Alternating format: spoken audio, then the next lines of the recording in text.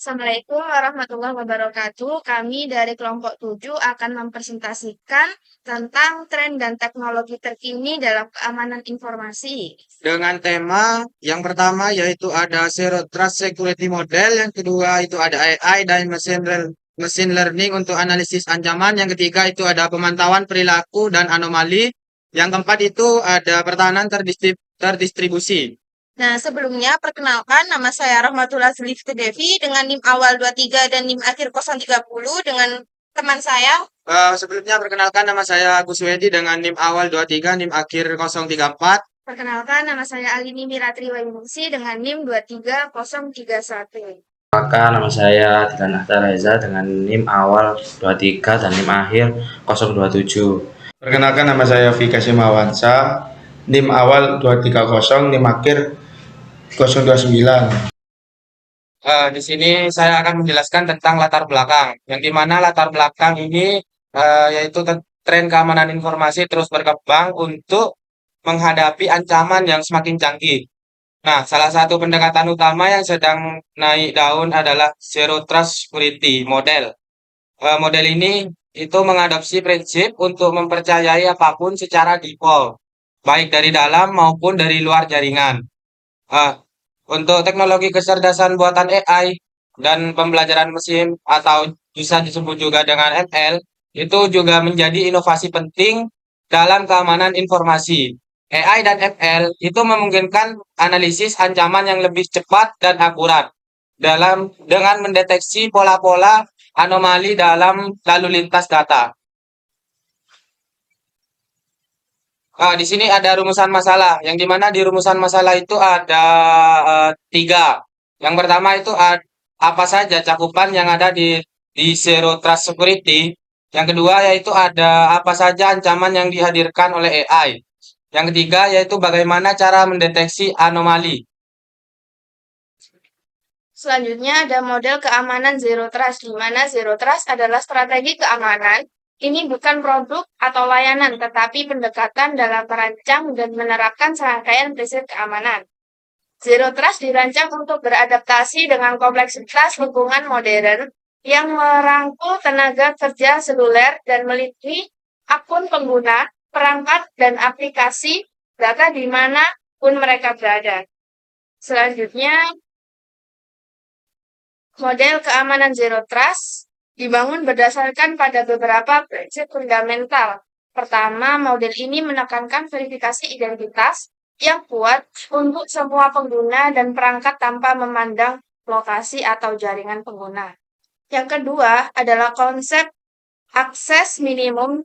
Konsep ini memberikan setiap pengguna akses minimum untuk setiap pengguna agar dapat menjalankan tugas mereka sehingga membatasi potensi kerusakan jika terjadinya kebocoran.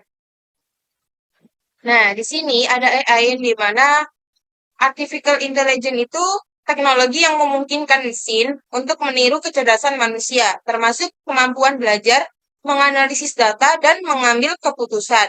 AI telah menjadi inovasi penting di era digital dengan penerapannya di dalam berbagai sektor seperti kesehatan, transportasi, manufaktur, dan energi terbarukan. Kemudian, ancaman AI sendiri yang pertama itu privasi. AI mampu mengolah dan menganalisis data pribadi dalam skala besar yang dapat mengancam kerahasiaan informasi individu jika tidak dikelola dengan baik. Yang kedua ada pasar tenaga kerja, yang dimana pekerjaan rutin seperti tugas administratif atau produksi berisiko tergantikan oleh otomatisasi berbasis AI, memunculkan kekhawatiran pengangguran. Yang ketiga ada tantangan etika. Potensi bias dalam algoritma AI dapat memperburuk ketidakadilan sosial jika tidak diantisipasi dengan desain yang adil dan inklusif. Kemudian yang keempat ada keamanan sistem, yang dimana AI rentan terhadap serangan siber yang dapat menyebabkan kerusakan pada infrastruktur digital yang mengandalkan AI. Nah, di sini ada peluang yang diberikan AI. Yang pertama itu ada kesehatan, yang dimana AI mampu menganalisis data medis secara cepat dan akurat untuk meningkatkan diagnosis. kemudian personalisasi pengobatan, dan efisiensi layanan kesehatan. Yang kedua, ada energi terbarukan, yang di mana AI dapat memprediksi pola cuaca dan permintaan energi, membantu optimalisasi penggunaan sumber daya energi terbarukan, seperti panel surya atau turbin angin. Dan yang terakhir ada inovasi industri, yang di mana teknologi berbasis AI seperti kendaraan otonom dan robotika dapat menciptakan efisiensi baru dalam transportasi. Selanjutnya itu pemantauan perilaku dan deteksi anomali. Yang pertama itu definisi deteksi anomali. Deteksi anomali ini mengidentifikasi titik data yang menyimpang dari pola yang diharapkan, yang dapat mengidentifikasikan masalah keamanan atau peluang bisnis baru. Yang kedua itu jenis-jenis anomali. Ada anomali titik, kontekstual, dan kolektif, yang masing-masing menunjukkan penyimpangan yang berbeda. Yang ketiga itu metode deteksi anomali. Metode yang umum digunakan termasuk machine learning, statistik, dan visualisasi data. Nah, selanjutnya itu ada aplikasi deteksi anomali. Itu ada keamanan cyber. Deteksi anomali membantu mengidentifikasi serangan cyber seperti DDoS dan ransomware. Terus keuangan, deteksi anomali dapat mencegah penipuan kartu kredit dan klaim asuransi palsu. Dan ada juga pengujian kinerja. Deteksi anomali digunakan untuk pemantauan kinerja aplikasi dan mendeteksi bug atau gangguan. Baik, ya, di sini yaitu terdapat pertahanan terdistribusi, merupakan strategi keamanan yang melibatkan penyebaran dan replikasi data di berbagai lokasi geografis untuk melindungi informasi dari ancaman siber dan memastikan ketersediaan data. Dan berikut ada dua macam pertahanan terdistribusi. Yang pertama ada manfaat pertahanan terdistribusi, yaitu pemulihan cepat, dapat memudahkan pemulihan data dalam situasi darurat sehingga mengurangi waktu downtime.